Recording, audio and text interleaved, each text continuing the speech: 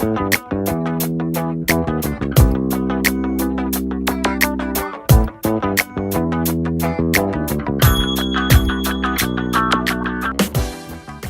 the Women's Center?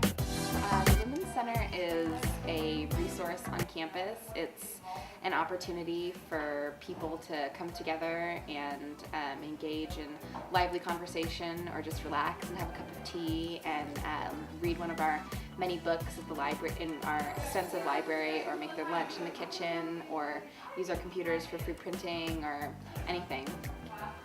What resources have you utilized personally? I love the library, because there's so many really interesting books about anything, and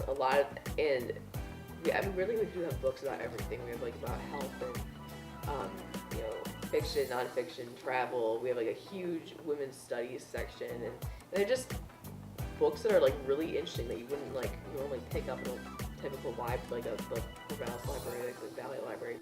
Why do you think others should stop by? I think the Women's Center is the best kept secret on campus. It's this oasis of just a safe space and wonderful people and conversation and music and laughing and anything that you could ever hope for in a place to come between classes, when you have a free minute or something. I have really mastered skills here that I wouldn't have gotten anywhere else, and my communication skills have built immensely. I've always been really outgoing but not really articulate, so being here has helped me realize the importance of networking with other people, about building references, about utilizing my opportunities and my resources. There have been a number of times when I've helped a sexual assault survivor in a crisis or just struggling, didn't really know where to turn, and sent them in the right direction and provided them with necessary resources and made them feel comfortable, and really been the right resource for them. We have a really great file cabinet full of campus resources, off-campus resources. We have a scholarship binder, which always comes in handy. The community scholarships for students who normally don't know how to get the resources to get scholarships. I think that's one that's probably used the most. What would you tell a new student, like a transfer student or a freshman? This is definitely the best. I really hope the message keeps coming, reaches everyone on campus, that this is a safe place for everyone. It's a fun place for everyone to go. You don't have to be a radical feminist to come in here and utilize its resources. This place is for everyone. So I hope that message gets out towards everyone.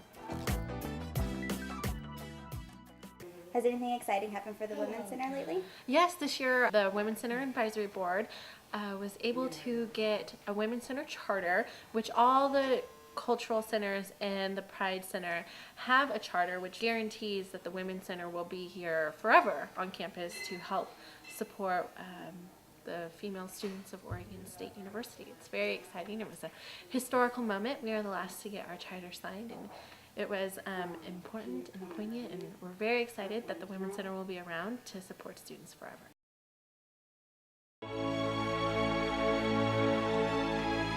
What is the Women of Achievement Award? The Women of Achievement Award is an annual award where the community members, so it's our way of reaching out to the community to recognize extraordinary women within the Corvallis greater area who've done phenomenal work to improve the lives of women and girls. And we just really want to recognize their work so that they have a little bit more motivation to continue on, as well as get the recognition that they deserve. Last year we had Carrie Geis win, and she is the Sexual Assault Education and Prevention Coordinator here on campus. Working in sexual violence prevention is both rewarding and challenging, as many of you in the room know. The peer education program we have is called Everyone, and the reason we named it Everyone is that it's going to take every one person to end sexual violence. Two women from the Corvallis Clinic who work with women who've just been diagnosed with breast cancer, and they walk them through the process. They are really a support network for them, help them sometimes grieve that diagnosis. When you hear the words, "you have cancer," life as you know it ceases. And you enter a terrifying world, fraught with decisions about treatment. Julian says in his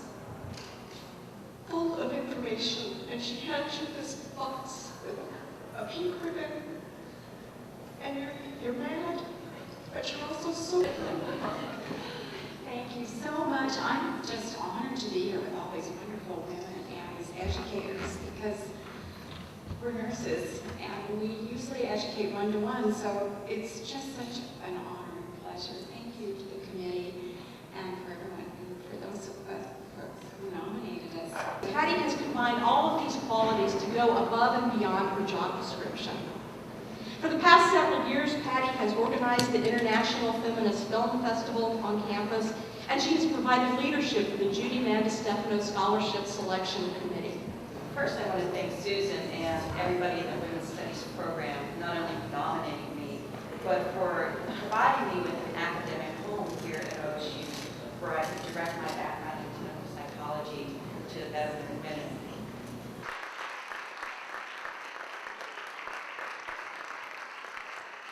Receiving this award is an incredible honor and one that I am deeply and sincerely grateful for. I have witnessed and been inspired by the accomplishments of the advocacy and the authentic commitment to women's issues of both past and current award recipients, and so I feel profoundly humbled to be counted among them. Are there any big events coming up soon? There are some big events. 3 years ago now, we started having a feminist fair, which is where the whole school comes out, but we put it in the middle of the quad to really promote what the Women's Center does. We promote the ideas of feminism. It's just a really fun way to get in touch with all of the students, and we take the Women's Center to the quad. And we have music, food, crafts, balloons, very family friendly. You guys can eat snow cones, eat popcorn, and listen to music.